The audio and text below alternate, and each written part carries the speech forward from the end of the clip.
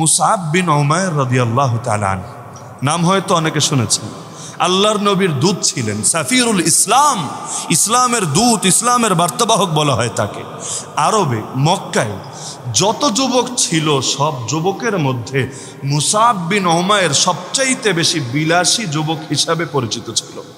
কিছু ছেলেপেলে থাকে না, এই যে শখ আর চাহিদা একটু বেশি। তো মুসআব বিন উমাইর তৎকালীন সময়ে তিনি যে কাপড়টা পরতেন সেই কাপড় ছিল মক্কার সবচাইতে দামি কাপড়। যেই বাহনটা ব্যবহার করতেন সেই বাহনটা ছিল মক্কার সবচাইতে দামি বাহন। এমনকি যেই সুগন্ধি ব্যবহার করতেন তাকে আতর আহলি মক্কাও বলা হতো। যেই পারফিউম, যেই সুগন্ধি তিনি ব্যবহার করতেন, এমন সুগন্ধিও ছিল সবচাইতে বেশি বিরল। বড় হয়েই এটা শুরু করেছেন তা না, তার মাও ছিলেন সম্পদশালী, বাবাও ছিলেন সম্পদশালী। তো তারা এই সন্তানের জন্য দুই হাতে অকাতরে খরচ করতে কোনো কুণ্ঠাবোধ করেন নাই। তো এখন মুসআব বিন উমাইরকে দেখে অন্য যুবকরাও বলতো, আরে আমাদের কর্মত হতে হবে, ও যেই মানের গাড়ি চালায় আমাদেরকে এই মানের গাড়ি চালাতে হবে, এই যুগের গাড়ি আর ওই যুগের ঘোড়া। সে যেই মানের কাপড় পরে, যেই মানের সুগন্ধি ব্যবহার করে, হায় আমরাও যদি এমন পেতাম আমরাও আরও বেশি সফল হতাম, আরও বেশি সুখী হতাম। তার মানে কি পরিমাণ বিলাসী তরুণ হলে সবাই তার মতো হওয়ার আকাঙ্ক্ষা করে। যেমন কারুনের জামানায় লোকের আকাঙ্ক্ষা করতো, ইয়া লাইতা লানা মিসলা মা উতিয়া কারুন, হায় কারুনকে যেই পরিমাণ সম্পদ দেওয়া হয়েছে যদি আমাদেরও দেওয়া হতো। ইন্নাহু লাযু হাযিন আযীম, সে তো বড় কপালওয়ালা। কিন্তু যখন কারুন ধ্বংস হলো তখন আফসোস করে বলল, আরে না, আল্লাহ যা করেছে সেইটাই আমাদের জন্য ভালো। তো মুসআব বিন উমাইর এই পরিমাণ বিলাসী তরুণ, কিন্তু আল্লাহর কি কুদরত। রাসূলুল্লাহ সাল্লাল্লাহু আলাইহি ওয়াসাল্লাম যখন দাওয়াত দেওয়া শুরু করলেন, এখনও ওপেন দাওয়াত দেন নাই, গোপনে গোপনে দাওয়াত দিচ্ছেন। ইসলামের প্রথম মাদ্রাসা আরকাম ইবনু আবিল আরকাম রাদিয়াল্লাহু আনহুর বাড়িতে আল্লাহ নবী সেখানে লুকিয়ে লুকিয়ে অল্প কিছু সাহাবীকে নিয়ে কোরআনের শিক্ষা দিচ্ছেন, ঈমানের শিক্ষা দিচ্ছেন, দ্বীনের ইলম শিক্ষা দিচ্ছেন। এই সময়ের মধ্যেই মুসআব বিন উমাইরের কানেও চলে গেল যে আব্দুল্লাহর পুত্র মুহাম্মদ সাল্লাল্লাহু আলাইহি ওয়াসাল্লাম নিজেকে নবী আর রাসূল দাবি করছে। তার ভেতরে একটু আগ্রহ জন্মালো, আচ্ছা কি বলে একটু দেখে আসি, সে কি সত্য বলে নাকি মিথ্যা বলে, বাস্তব বলে নাকি অবাস্তব বলে। এখন সে খোঁজখবর নিয়ে চলে গেল আরকাম ইবনু আবিল আরকাম রাদিয়াল্লাহু আনহুর বাড়িতে। এত বড় লোক ছেলে, এত বিলাসী তরুণ, কিন্তু আল্লাহর কি কুদরত, আল্লাহ নবীর দাওয়াত শুনে তার দিলটা একেবারেই গলে গেল। নবীর হাতে হাত রেখে কালেমা পড়ে মুসলমান হয়ে গেল। অনেকে তো বলে বেড়ায় যে ইসলামে প্রথম দিকে যত মুসলমান হয়েছে সব হলো ফকির, সব হলো গরিব, সব হলো মিসকিন। কথা সহি না। হ্যাঁ, বড় একটা অংশ গরিব ছিল ঠিক, কিন্তু আবু বকর রাদিয়াল্লাহু আনহু তিনি তো গরিব ছিলেন না, তিনি তো আরবের শ্রেষ্ঠতম একজন ব্যবসায়ী ছিলেন। ওসমান রাদিয়াল্লাহু আনহু তিনি তো গরিব ছিলেন না, তার নামের সঙ্গে যুক্ত আছে গানি। গানি মানেই হলো ধনী। ওসমান গানি, কত পরিমাণ সম্পদ থাকলে নামেরই অংশ হয়ে যায় ধনী। তাহলে সবাই যে গরিব ছিল, সবাই যে মিসকিন ছিল, বিষয়টা এমন না। হ্যাঁ, তাদের মধ্যে বড় একটা অংশ গরিব ছিল, এতে আবার কোনো দ্বিধাও থাকার কথা না। বাস্তবতা তো এটা। আরে কোন আদর্শ সঠিক আর কোন আদর্শ ভুল, এটা আদর্শ ধারণকারীরা বড়লোক না গরিব এটা দেখে নির্ণীত হয় না, বরং তাদের কথা বাস্তবসম্মত নাকি বাস্তবসম্মত না এটা দেখে নির্ণীত হয়। তো এখন মুসআব বিন উমাইর রাদিয়াল্লাহু আনহু ইসলাম তো গ্রহণ করলেন, কিন্তু এটা বলার মতো পরিবেশ ছিল না।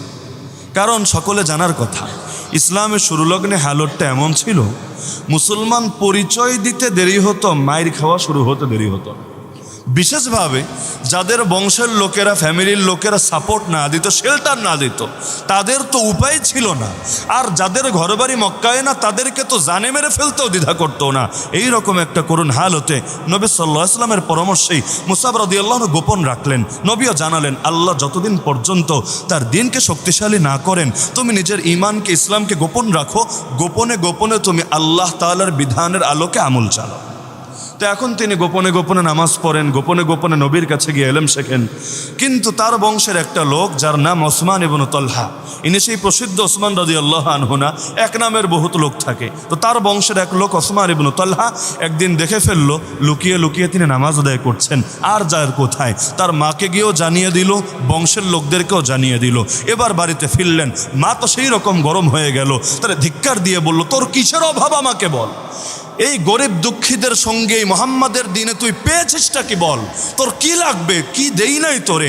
আরে তুই যা চেয়েছিস তা তো দিয়েছি, যা চাস নাই তাও তো তোরে দিতে কমতি করি নাই। তাহলে কোন দুঃখে তুই এই মোহাম্মদের ফাঁদে পা দিলি? এই মুহূর্তে তুই মোহাম্মদের ধর্ম ছাড়বি, বাপদাদার ধর্মে ফিরে আসবি, না হলে এটা তো আমাদের সকলের জন্য বড় লজ্জার বিষয় যে তুই আমাদের বংশের মুখে চুনকালি লাগিয়ে তোর বাপ, তোর মা, তোর 14 গোষ্ঠীর ধর্মকে ছেড়ে দিয়ে তুই এই নতুন এক ধর্মে প্রবেশ করবি। আমরা এলাকায় মুখ দেখাবো কিভাবে? কিন্তু ইসলাম যখন দিলের মধ্যে ঢোকে তখন কি আর দুনিয়ার কোনো কথার সামনে সেই ইসলাম বিক্রি হয় নাকি? হিনা তুখালিতু বাশাশাতুল কুলুব। তো এখন তিনিও বললেন, মা আমাকে যাই বলো না কেন, আমি তো এই ধর্ম ছাড়তে পারবো না। এখন মা তো সন্তানরে বোঝাবে কিভাবে? দুনিয়ার মায়েরা দুইভাবে বোঝায়, সেও দুইভাবে বোঝানোর চেষ্টা করলো। একটা হলো তারে সুন্দর মতো বুঝায়া লাইনে আনার চেষ্টা করে, ইমোশনালভাবে ব্ল্যাকমেইল করে। আর দ্বিতীয় মাধ্যম হলো যখন দেখে সোজা আঙ্গুলে ঘি ওঠে না, আঙ্গুলটা তখন বাঁকা করে ফেলে। তার মাও দুটো পদক্ষেপ নিল। প্রথমে শুরু করলো ইমোশনাল ব্ল্যাকমেইলের পথ, বলল, ছেলে খুব ভালো করে শোন, তুই তো আমারে ভালোবাসিস, আমার কোনো ক্ষতি হোক এটা তো চাস না। এখন শোন, মোহাম্মদের ধর্ম যদি না ছাড়িস আমি আর একটা দানাও মুখে দিব না, এক গ্লাস পানিও পান করব না। শুধু তা না, আমি ঘরে না থেকে আমি প্রখর রোদ্রের নিচে দাঁড়িয়ে থাকবো, আরবের সেই মরুভূমিতে আমি রোদের নিচে দাঁড়িয়ে থাকবো, কোনো ছায়াও গ্রহণ করব না। শুধু তাই না, আমার মাথায়ও আমি কোনো চুল দিব না, চিরুনি ব্যবহার করব না। এই অবস্থায় আমি ফেলে রাখবো যতক্ষণ না হয়তো আমি মরবো অথবা তুই তোর এই নতুন ধর্ম ছাড়বি। এখন ভেবেছে মায়ের কষ্ট দেখে ছেলে কি আর সোজা থাকতে পারবে? মায়ের খানাও বন্ধ, পান করাও বন্ধ, রোদের নিচে গিয়ে দাঁড়িয়ে আছে, প্রখর রোদ্দুর, আবার তার মাথাও চুল আঁচড়াচ্ছে না, কোনোভাবে সেবা যত্ন নিচ্ছে না। একদিন যায়, দুদিন যায়, মা তো ভেবেছে এই মনে হয় বাছাধন আবার ফিরে আসবে নতুন ধর্ম ছেড়ে, কিন্তু সে তো কোনোভাবেই নিজেকে আর কুফুরা শিরিকে ফিরাতে রাজি না। কারণ ঈমানের একটা বৈশিষ্ট্যই এটা, একজন মানুষ আগুনে নিক্ষিপ্ত হতে রাজি হয় কিন্তু কুফুর আর শিরিকে ফিরে যেতে রাজি হয় না। এখন এক পর্যায়ে মা অসুস্থ হয়ে পড়ল, অজ্ঞান হয়ে গেল। লোকেরা অনেক সেবা যত্ন করে যখন তার হুঁশ ফিরালো, সে গিয়ে কানে কানে বলল, মা তুমি যদি একবার না 10 বারও মরো, আবার 10 বার জিন্দা হও, আবার মরো, তারপর বিশ্বাস করো আমি এই ধর্ম ছাড়তে পারবো না। এবার দেখলো সোজা আঙ্গুলে যেহেতু ঘি উঠছে না, তাহলে আঙ্গুল বাঁকা করতে হবে, কঠোর হয়ে গেল। এতকাল তাকে যা দিয়েছে সব কিছু কেড়ে নিল। শুধু তাই না, এবার তারে খাবার দাবার থেকেও বঞ্চিত করলো, রুমের মধ্যে বেঁধে রাখলো। এমন একটা হালত, কষ্টে কষ্টে। আর এটা কিন্তু স্বাভাবিক, যারা বিলাসিতায় বড় হয় তারা কিন্তু কষ্টটা সহজে সইতে পারে না। দুনিয়ার সবার হালত এক না। চোরদেরকে দেখেন না কি পরিমাণ গণধোলাই দেয়, দুদিন পর আবার গিয়ে চুরি করে, জেল খাটে 2 বছর 3 বছর, মোল্ডা করে, এটার নাম আবার চুরি। তো তাদের দেখা যায় গায়ে লাগে না। আর বহুত মানুষ এমন, এদেরকে মারা লাগে না, একটা ধমক দিলেই 3 দিন তার খাবার হজম হয় না। তো ব্যক্তিত্বে পার্থক্য থাকে। এখন যারা বিলাসিতায় বড় হয় তারা কষ্টটা খুব কম সইতে পারে। তার হালত বড় নাজুক হয়ে গেল, একেবারেই শুকিয়ে জীর্ণ শীর্ণ শরীর কাঠ হয়ে গেল, গায়ের চামড়ার রং পর্যন্ত বিবর্ণ হয়ে গেল, পুরো কঙ্কালসার হয়ে গেল। দেখে বোঝাই যাচ্ছিল না এটাই সে মুসাব, কিন্তু তারপর ওদের মন গলছিল না, নির্যাতন চালিয়ে যাচ্ছে। এবার আল্লাহ নবী সাল্লাল্লাহু আলাইহি ওয়াসাল্লামের আদেশে প্রথম কাফেলা যখন মক্কা ছেড়ে ইথিওপিয়ায় হিজরত করলেন বাদশাহ নাজাশির দেশে, তাদের সঙ্গে মুসাব রাদিয়াল্লাহু আনহু কষ্ট করে সেখান থেকে কোনোভাবে পালিয়ে তাদের সঙ্গে হিজরত করলেন হাবাসায়। কিন্তু গুজব বাহিনী কি আর বসে থাকে? দেখেন না বাংলাদেশেও একজন মানুষ মরার আগে কয়েকবার করে মরে। অসুস্থ হলে কয়দিন পর লাইভে আসতে হয়, আমি মরি নাই, আমি জিন্দা আছি। ফেসবুকে যে তথ্য প্রচার হয়েছে এটা ফেক নিউজ, এটা গুজব। তার মানে গুজব কে কার আগে ছড়াতে পারে এটা নিয়ে কিন্তু রীতিমতো সব যুগেই প্রতিযোগিতা চলে। এখন তারা হাবাসায় গেলেন, যদিও নতুন দেশ, সেখানেও বড় কষ্ট, সন্দেহ নাই। নিজের ভিটে বাড়ি ছেড়ে আরেকটা জায়গায় এসে কেই বা শান্তিতে থাকতে পারে? তার চাইতে বড় কথা, মক্কায় মার খেলেও মক্কা নবী ছিল। আরে যেখানে নবী থাকে সেখানে মুমিন জান্নাতি সুখ অনুভব করে, কিন্তু হাবাসায় এসেছে সব থাকতে পারে, নবী তো নাই, নবীকে তো দেখতে পাচ্ছে না। সাহাবীদের জন্য এর চাইতে বড় কোনো কষ্টের বিষয় হয় না। আরে আল্লাহ নবী এক সাহাবীকে জিজ্ঞেস করেছিলেন, তুমি তো আমার অনেক খেদমত করো, আমার কাছে কিছু চাও, আমি তোমারে দেওয়ার সর্বাত্মক চেষ্টা করব। সেই সাহাবী বলল, নবী সুযোগ যেহেতু দিয়েছেন, একটা জিনিসই খালি আমি চাই, আসআলুকা মুরাফাকাতাকা ফিল জান্নাহ, আমি জান্নাতে আপনার সঙ্গী হতে চাই।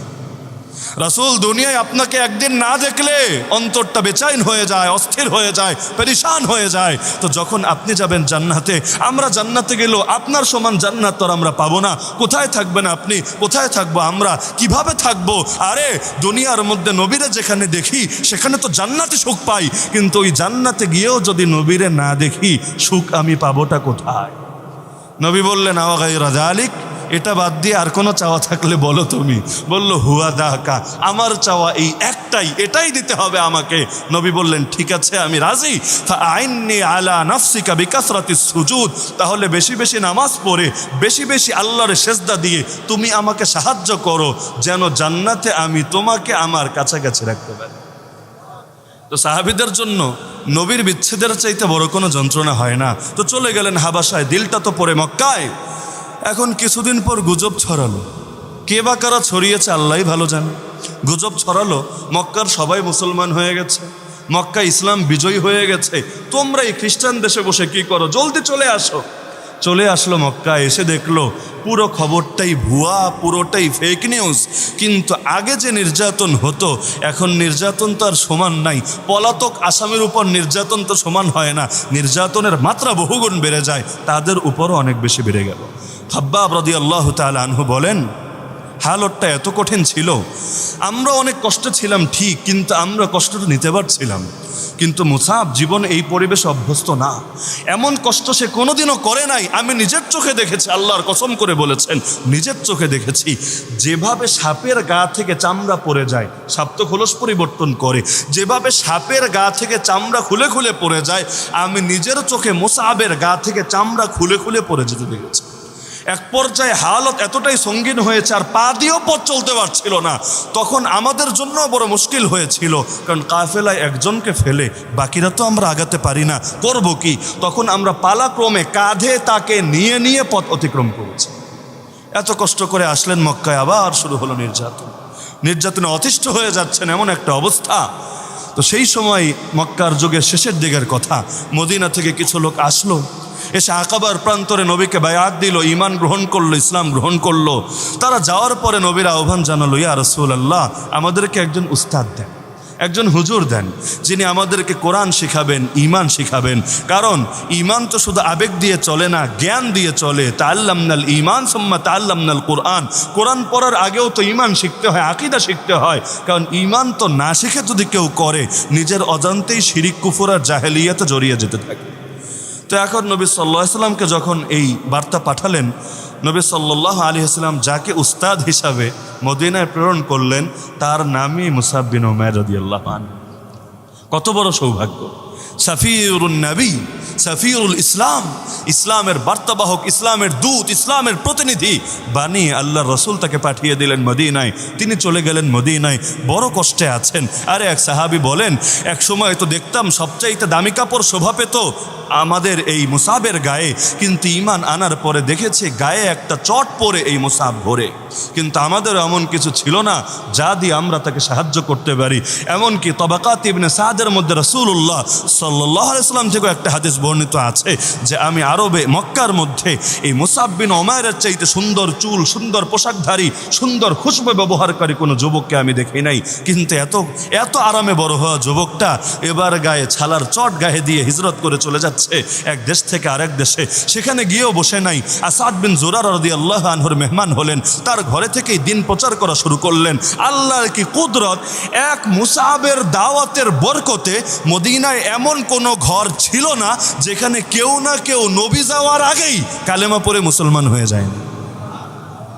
নবী যাকে সিলেক্ট করেছেন কেমন দামি সে হতে পারে, তার দাওয়াতেও কি পরিমাণ তাসির হতে পারে যে আল্লাহ নবী গিয়ে রেডিমেড পরিবেশ পাচ্ছেন।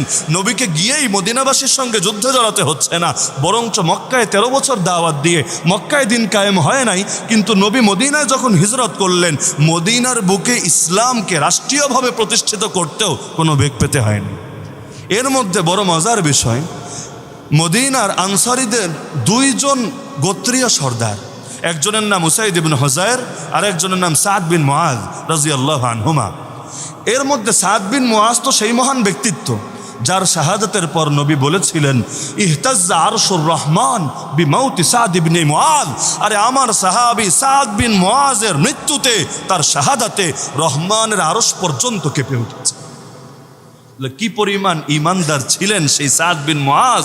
কিন্তু বড় মজার বিষয়, এই দুইজন গোত্রীয় সর্দার যেন তেন ব্যাপার না, একই দিনে একই সময় এই মুসাব রাদিয়াল্লাহু আনহুর হাতে নবী যাওয়ার আগেই কালেমা পড়ে মুসলমান হয়েছে।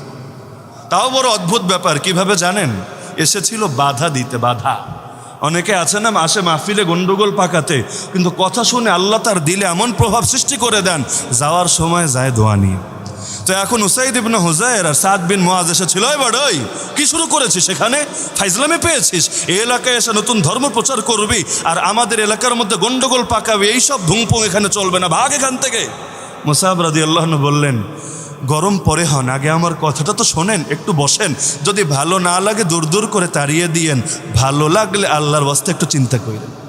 এখন এভাবে মহাব্বতের সাথে বললে কে ভাই কথারে এড়াতে পারে যে আমি অপশন দিচ্ছি, আমারে মারেন, আমারে তাড়ান, সমস্যা নাই, লেকিন আগে কথা তো শোনেন। না শুনে অন্ধভাবে বিরোধিতা করা, এটা তো কোনো সুস্থ মস্তিষ্ক সম্পন্ন ব্যক্তিত্বের শান হতে পারে না। আজকাল এই জিনিসগুলো ব্যাপক। এই যে মুসলমানের যত দলাদলি, মারামারি, হিংসা, বিদ্বেষ, ঝগড়া, বিভেদ, এর বড় একটা অংশ জুড়েই কি কারণ জানেন? বড় একটা অংশ জুড়েই কারণ আমরা শুনে শুনে বাস্তবতা যাচাই না করেই অন্ধভাবে বিরোধিতা করি, যার কারণে বছরের পর বছর, যুগের পর যুগ, শতাব্দীর পর শতাব্দী অবাস্তবভাবে আমরা বিদ্বেষ জিয়ে রাখি।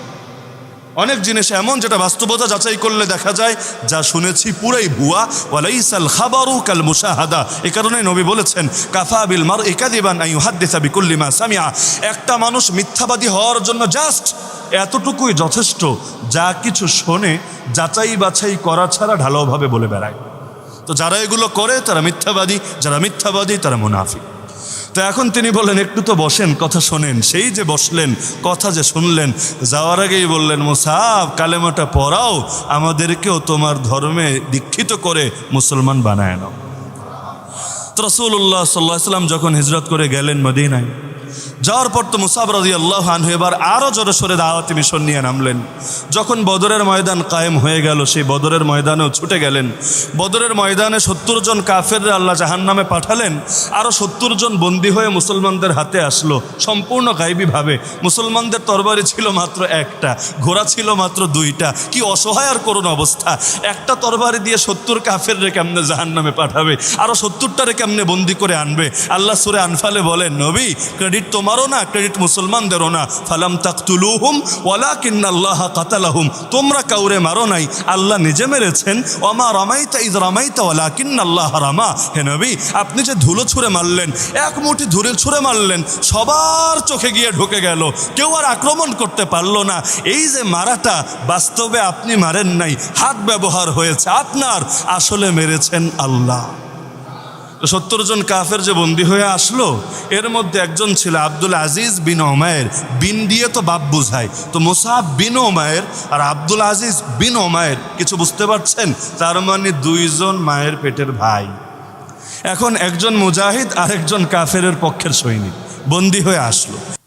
সবার ব্যাপারে নবী প্রথমে ফয়সালা দিলেন, ভাগ তো করে দেওয়া হবে, তার আগে সময় তো কিছু লাগবে, ওদেরকে আপাতত মদিনার মসজিদের পিলারের সঙ্গে বেঁধে রাখবে। এখন মুসাব বিন ওমায়ের রাদিয়াল্লাহু আনহু তার সঙ্গে এক আনসারি সাহাবী যাচ্ছেন তার ভাইয়ের পাশ দিয়ে। এখন তিনি সে আনসারি সাহাবীরে বলেন, এই লোকটারে খুব ভালো করে বেঁধে রাখ, ওর মা অনেক টাকাওয়ালা, অনেক মালওয়ালা, তোরে ভালো পরিমাণ মুক্তিপণ দিয়ে আশা করা যায় ছুটায় নিবে।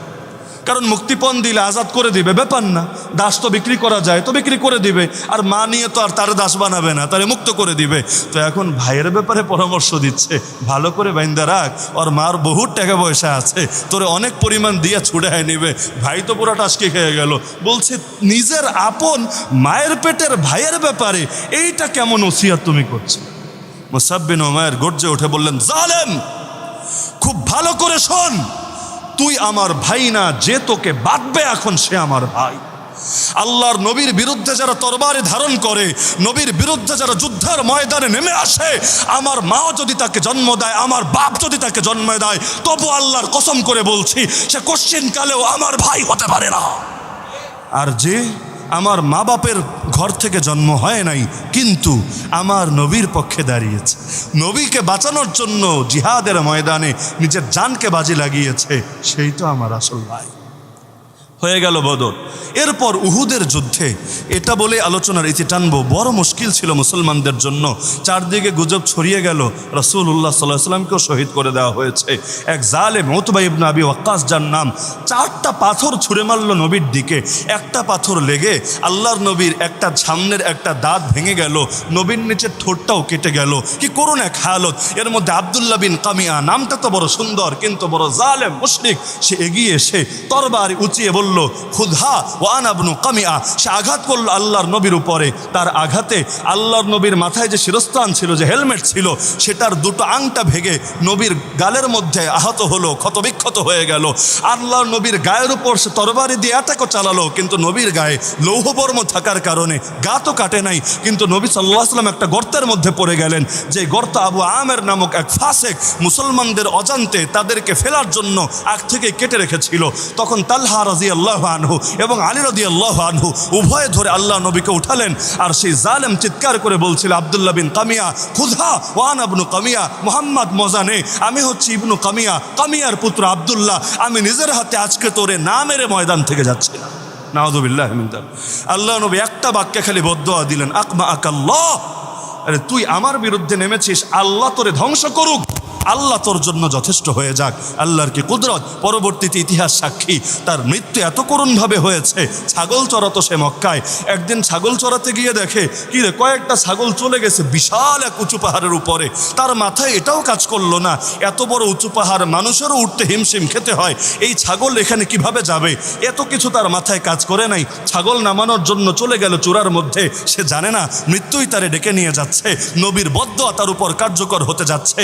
তার একটা পুরুষ ছাগল, হাদিসের শব্দ তাইসা জাবাল, তার একটা পুরুষ ছাগল তার সেই উপরে ধাক্কাতে ধাক্কাতে আঘাত করতে করতে পাহাড়ের চূড়া থেকে নিচে ফেললো। নিচে তার লাশটা পাওয়া গেল এমন অবস্থায় সেটা টুকরা টুকরা হয়ে গিয়েছিল। তো ইবনু কামিয়া তো মিশন নিয়ে নামলো, নবীরে হত্যা করেই দিবে। আল্লাহ নবী সাল্লাল্লাহু আলাইহি ওয়াসাল্লামের চেহারার সঙ্গে একজনের চেহারারও অনেক সাদৃশ্য ছিল, তার নামও এই মুসআব বিন উমাইর। এখন আগে তো আঘাত একটা করলো, চূড়ান্তভাবে মুসাবকেই রাসূলুল্লাহ সাল্লাল্লাহু আলাইহি ওয়াসাল্লাম মনে করে তার হাতে, ডান হাতে ঝান্ডা ধরা ছিল। আগেকার যুদ্ধে ঝান্ডা যতক্ষণ উঁচু থাকতো এটা দেখে সবাই ভাবতো যুদ্ধ চালিয়ে যেতে হবে। ডান হাতে ঝান্ডা ধরে রেখেছেন, একটুও যাতে না নড়ে। আব্দুল্লাহ বিন কামিয়ে এসে সবার আগে কোপটা ডান হাতেই দিল, হাতটা কেটে গেল। কিন্তু হাত কেটেছে তাতে কি, জান থাকতে ইসলামের ঝান্ডা নিচে পড়তে দিবেন এমন মানুষ তো মুসাব নন। বাম হাত দিয়ে ধরে ফেললেন, আবার বাম হাতে কোপ মারলো। এখন হাতও তো একটা, আঘাত ফিরাবেন নাকি ঝান্ডা ধরবেন? এখন বাম হাতটাও কেটে গেল, তবুও ঝান্ডা পড়তে দিলেন না। এবার তিনি বাকি অংশ দিয়ে এভাবে বুকের সঙ্গে আগলে ধরে রাখলেন। জালেম 3 নম্বর আঘাত হানলো, মুসআব রাদিয়াল্লাহু আনহু শহীদ হয়ে গেলেন। তার আগে আর এক সাহাবী এসে হাতে ঝান্ডা তুলে নিলেন, জান দিয়ে গেলেন, তবুও ইসলামের ঝান্ডা মাটিতে পড়তে দিলেন। যখন যুদ্ধ শেষ হলো, সব লাশ এক জায়গায় একত্রিত করা হলো। আল্লাহ নবী সাল্লাল্লাহু আলাইহি ওয়াসাল্লামের নজর পড়ল গিয়ে মুসাবের উপরে। নবী চিৎকার করে বললেন, মিনাল মুমিনিনা রিজালুন সাদাকু মা আহাদুল্লাহ আলাইহি ফামিনহুম মান কাদা নাহবা ওয়া মিনহুম মান ইয়ানতাজির ওয়া মা বাদদালু তাবদীলা। কোরআনের আয়াত, মুমিনদের মধ্যে এমন কিছু মানুষ আছে যারা আল্লাহকে দেওয়া অঙ্গীকারকে দুনিয়ায় সত্যে পরিণত করেছে। তাদের কেউ নিজেকে শাহাদাত বরণ করানোর দিকেই ঠেলে দিয়েছে, আর কেউ এখনো জিন্দা আছে, তবে তারাও নিজেদের সংকল্পকে পাল্টায় নাই। এক সাহাবী বলেন, আরে আমরা তো প্রত্যেকেই যারা কালেমা পড়েছি দ্বীনের জন্য অনেক কষ্ট সইতে হয়েছে, কিন্তু আল্লাহ এক সময় আমাদেরকে বিজয় দিয়েছেন, দুনিয়ার মধ্যে অনেক নেয়ামত দিয়েছেন। কিন্তু মুসাব হলো সেই ব্যক্তি যে কোনো একটা নেয়ামত দুনিয়ায় ভোগ করে যাওয়ার সুযোগ পান নাই, তিনি তার পুরো প্রতিদানটাই আখিরাতের জন্য বাকি রেখে গিয়েছেন। এখন মুসাব রাদিয়াল্লাহু আনহুকে দাফন তো দেওয়া হবে কি দিয়ে? কাফনের কাপড় পাবে কই, কিনবে থেকে, বাজার কই, দোকান কই? এখন তার গায়ে একটা চাদর ছিল। নবী বললেন চাদরটা দিয়েই তারে ঢেকে দাও। সাহাবীরা ঢাকতে গেলেন, দেখলেন মাথা ঢাকলে পা খুলে যায়, পা ঢাকলে মাথা খুলে যায়, এত শর্ট একটা চাদর। নবীও চোখের পানি সামলাতে পারলেন না। হায় মুসাব এক সময় আরবের সবচাইতে বিলাসী তরুণ ছিল, সবচাইতে দামি কাপড়টা পরতো। আজকে তার শাহাদাতের পরে তারে কাফনের একটা কাপড় আমরা দিতে পারছি না। নবী বললেন ঠিক আছে, চাদরটা দিয়ে মাথাটাই ঢেকে দাও, আর পায়ের উপর ইসখির নামক ঘাস দিয়ে বিছিয়ে দাও। তো সুবহানাল্লাহ, আল্লাহ নবী সাল্লাল্লাহু আলাইহি সাল্লামের মহাব্বতের এই যে নমুনা, এই নমুনাগুলো আমাদের যুবকদের জন্য এতে রয়েছে উত্তম খোরাক, উত্তম প্রেরণা। আরে মুসাবও যুবক, আমরাও যুবক। মুসাবও ছিলেন বিলাসী, আমাদের অধিকাংশের মধ্যে রয়েছে বিলাসিতা, কিন্তু ঈমান ঢোকার পরে অন্তরে আর বিলাসিতা আমারে দিয়ে মানায় না। আরে দুনিয়ার মধ্যে নবীরে গালিগালাজ করবে, নবীর দিনকে ডাউন করে রাখবে, দুনিয়ার মধ্যে যারা আল্লাহ নবীর শানে গোস্তাখি করে তাদের জয় জয়কার হবে, আর বাকি দুনিয়ার মানুষ বসে বসে আঙ্গুল চুষবে। এটা কখনো মুসলমানের শান হয় না। আল্লাহ নবীর আদর্শ দুনিয়াতে জিন্দা করার আগ পর্যন্ত, ইসলামের ঝান্ডাকে সমুন্নত করার আগ পর্যন্ত মুসলমান কখনোই হাল ছাড়তে পারে না।